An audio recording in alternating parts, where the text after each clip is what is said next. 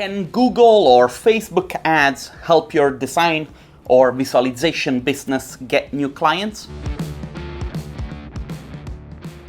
Hi guys, Fabio Palvelli here with a brand new video. Every week on this channel I share a little bit of my life on video and I try to bridge the gap between design and business. So if you're new here, please do consider subscribing. In the 60s and in the 70s and then later in the 80s, advertising was the king. If you had a product or a service that you wanted to launch on the market, all you had to do was using advertising.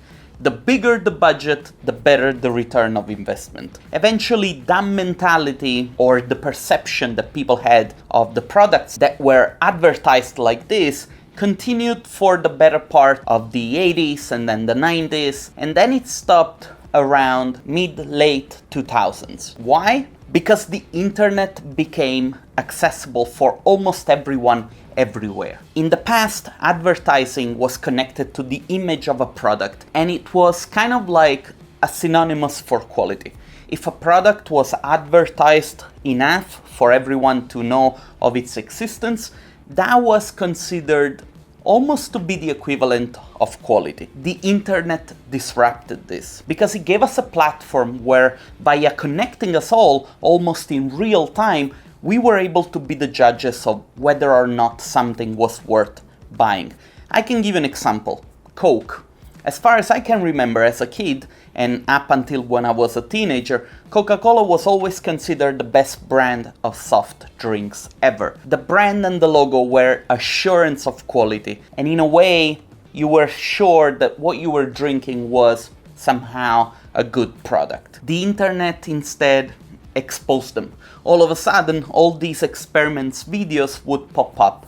How Coke can melt a nail. What happens if you boil Coke? What else? Coke can eat rust, or, if you mix a Coke and a Mentos. All that stuff. The general perception of the product changed not because of the new information that we suddenly had. The information actually was always there. A lot of people, even back then, knew that Coke wasn't the healthiest of the drinks. And please, Coca-Cola, don't sue me. I love Coke, even though people say it's not a good product. I still drink it from time to time. But anyway, our perception of the brand and the product changed because the internet, and more specifically social media, gave us the chance to see all the sides of the story.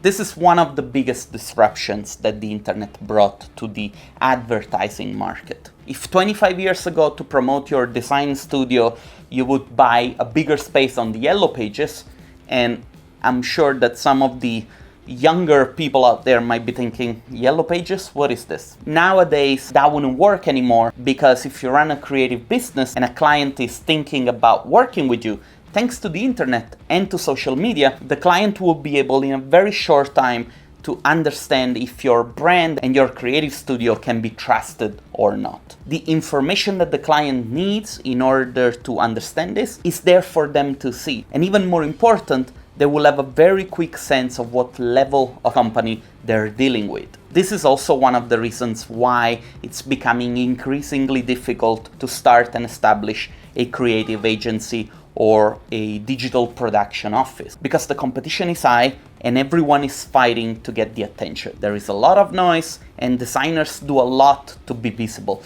And very often they do that sacrificing the way they position themselves in the market. Now, positioning relies heavily on three ideas. I'm not gonna get too technical about this. Let me know maybe in the comments if you would like me to make a more specific video about positioning. But anyway, what was I saying? Positioning, three ideas. People need to know you, that's easy and I guess pretty straightforward. They need to like you, and that's already a bit more of a complicated task. Your work needs to be of a very good level, of course, but that's not enough. You need to be a good communicator, and you need to be able to manage your clients' expectations, and you need to be able to over-deliver. And last but not least, clients need to trust you. And trust is by far the most difficult of these three. Mainly because whether you like it or not, developing trust requires time. Maybe ads can buy you visibility, helping you creating some brand awareness, but that's not a guarantee that it will bring you any leads. Also, another important thing to understand about ads is that 30 years ago, advertising was expensive. And expensive meant that you had to be successful because you could afford advertising. Now, advertising is really cheap and it's widely available. Personally, when I see other creative studios using ads, all I sense is desperation. And trust me, clients see that too. They know that you need jobs, and that's the reason why you're using ads. A good design business usually doesn't need to advertise that they're looking for work. And when you see ads from design or visualization companies, they are usually coming from low budget firms that offer $100 images. This type of ads unfortunately attracts only $100 clients. So if you're thinking to do an ad campaign starting with $100 renderings and hoping to upsell your client to $1,000 jobs, you're basically wasting both time and money. A much better way to create good connections that can lead to more sales is to ask your clients for referrals. If you did a great job and you see that your clients are happy, tell them to recommend you to other potential customers.